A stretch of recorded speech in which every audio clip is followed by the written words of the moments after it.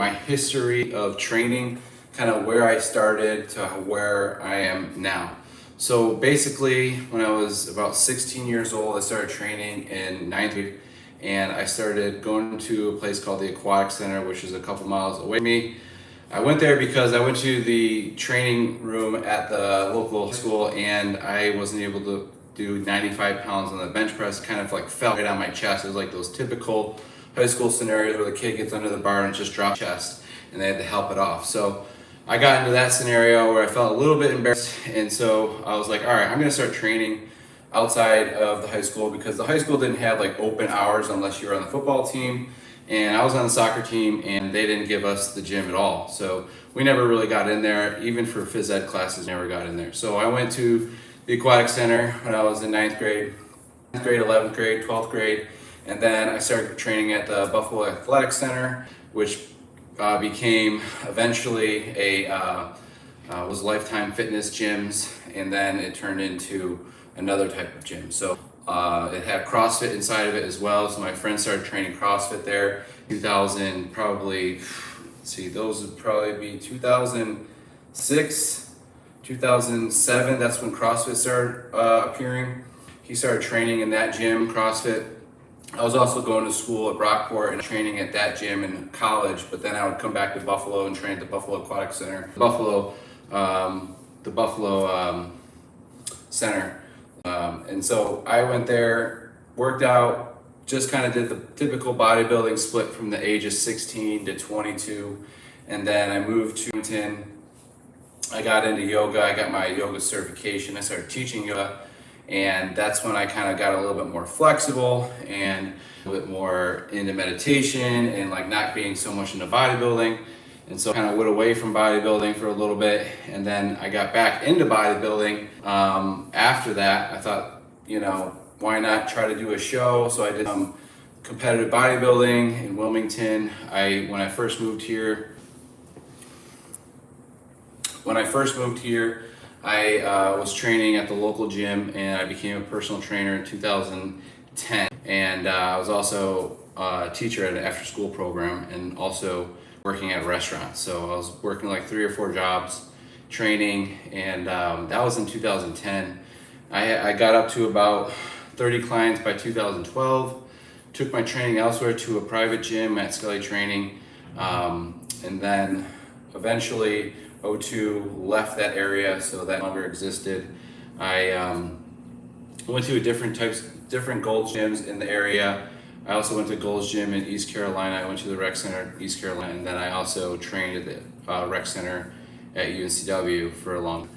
I've been to a bunch of gyms, and I've been a member at Planet Fitness as well. So I've been to a lot of different gyms and settings since basically I was 16. I'm 40 now. So 16, 26, 36, 24 years I've been training. And there's been years where I feel like I didn't train as hard as other years, where when I got into yoga or when I got into running, I started doing less bodybuilding. I played soccer in high school and in college, so I didn't do as much.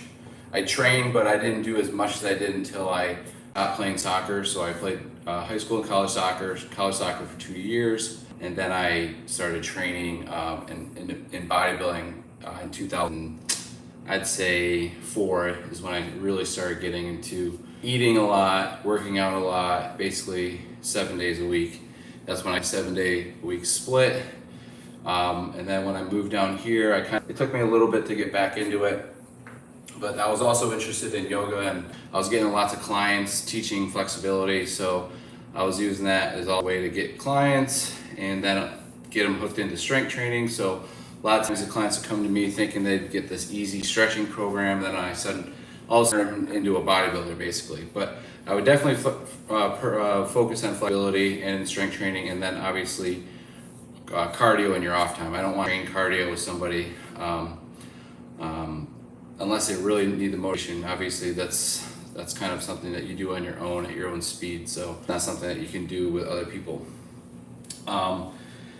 I got into functional patterns, functional training, a little bit after yoga, and mobility training. So after yoga, I got my mobility certification, functional range conditioning. My wife got Kinstretch certified. So we're in classes in Kinstretch, and we paid thousands of dollars for mobility training, yoga training, and I got my certification for NASM when I was a personal trainer, and then now I teach personal training courses and I'm a college instructor. So I got my doctorate in educational leadership, which allowed me to kind of work with people in college, and then in the pedagogy, physical education, health area, where we work with physical and health educators. I specialize with adapted physical education and activity for people with disabilities. And personal training has kind of been one of those courses that I also teach because I have that background as well.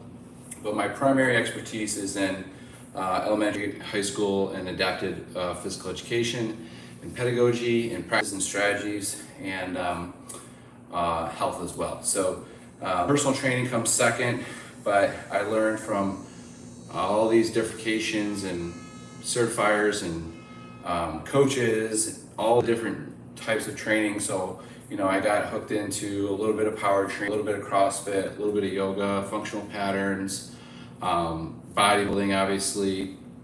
So I got to see all these different types of training, and then I got into like PRI. I started studying DNS and some of these hybrid forms of training. I've even studied Systema, breathing techniques, and training. So I've really studied a mix of training and specialties. So that's why I feel like I can provide people with maybe something different than what people are accustomed to, something maybe that suits their style of training, because I think everyone's kind of different.